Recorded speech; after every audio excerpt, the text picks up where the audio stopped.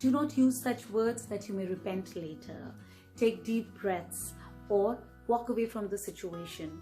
These are a few strategies which each one of us has heard, but we never remember whenever we are angry. The reason is because we forgot the goal. It was never not to get angry, but in fact to understand your anger, so that next time you're angry, you're able to respond in a more healthier way.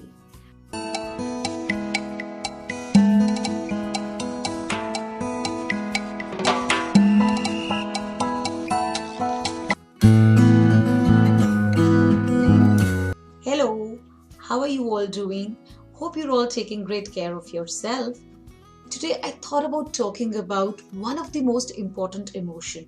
Emotions play a very important role in how we think as well as how we behave. And one of the most important emotions that we all face daily. In fact, one emotion which we don't want to own up, though we are facing it daily, is anger. Does your anger also turn into violence, causing you to hit or to kick or to punch another person or maybe an object? Has anyone ever told you you need to control your temper?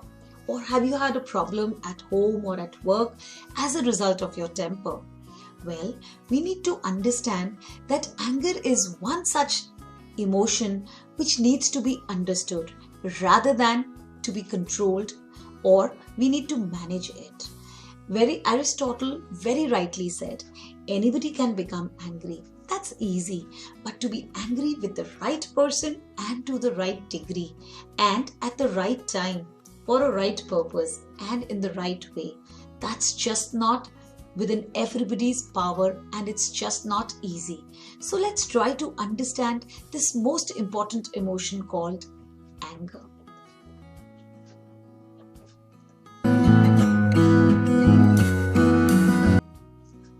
Why do we need to understand anger? Isn't it an emotion that needs to be controlled rather than understood? Actually saying, anger is generally considered to be a basic emotion of our species which has been embedded in our evolutionary code. It's just the way how we fend off dangers as well as threats which affect our well-being. Anger is not actually inherently bad. In fact, it's something that warns us that we have been wronged. The physiological changes, including your red face or the racing heart or whichever way we are able to show in our body, it's our body preparing us for a fight or a flight response which actually energizes us to confront injustice. So it is not something that we need to be afraid of or something that we do not have to own up. It's a very much a valid emotion, one that doesn't always have to be negative and harmful. It can have bad as well as good outcomes, just depends upon how you handle it. It becomes a problem only when you are not able to manage it in a healthier way and anger manages us.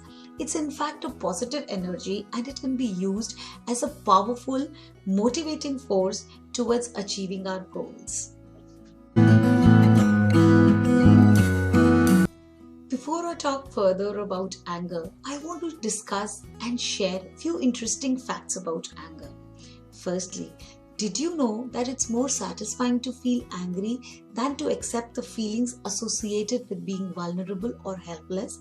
So to avoid dealing with them, many people convert their vulnerable feelings into anger, as that gives them a feeling of control and power. So anger cannot make pain disappear, but it actually makes us empowered. Men who express anger are more likely to influence their peers. But the opposite is true for women. Tell a person who is angry that they have every right to feel that way. And if you want to calm them down, don't tell them to calm down. Angry people produce more unique ideas faster than in any other type of emotional state, according to a study. Studies have shown that controlling facial muscles can help control your anger. So if you do not frown when you are angry, you might not feel the emotion in such intensity. Humor helps to combat anger. Not only do we enjoy humor, it breaks the attention and stress caused by feeling angry, and it makes us focus on something less taxing physiologically. Most important, no one makes us angry. We make a conscious decision to become angry. And always remember, anger is a secondary emotion. It is felt as a result of other emotions that have not been appropriately resolved. May it be fear, loss, or sadness. We create our own anger by the way we think, our attitude, and our choices. Thank you.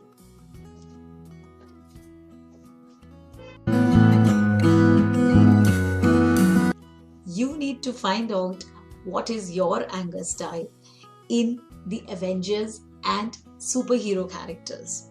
First is the out of control, the Hulk style, who is always aggressive. Your anger is expressed in a way which is visible to all as you are either yelling or throwing things, and there is a dire need to control the situation. Second, the Spider-Man style. I think I can handle it. Passive. You keep your anger to yourself and you shove it down to avoid it and to try very hard. This actually wears you from inside. Thirdly, the passive aggressive, the think style, just starting to lose it. You express your anger indirectly. You may say one thing but do something else, and at times start saying things which you might not actually mean.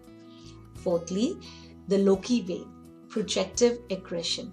You give your anger to others to deal with you, and you just make feel that others are the one who are responsible to make you feel angry. So you are not the bad guy. It's the other person who is bad who's making you upset. And lastly is the Superman style. Just right. You are being assertive. You openly express your anger and then you try to work it out with the other person and move forward. So what's your style?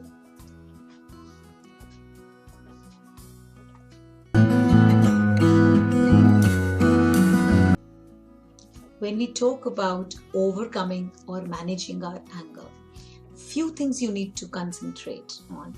Firstly, study your anger. It's hard to prevent something if you just don't know what is causing it. Second, avoid discussions which can lead to heated arguments. When you are hungry, thirsty, or tired, you will be more irritable and prone to escalate your anger. Thirdly, engage in relaxing activities. A relaxed mind doesn't easily get angry. And lastly, associate with serene and positive people because moods are infectious.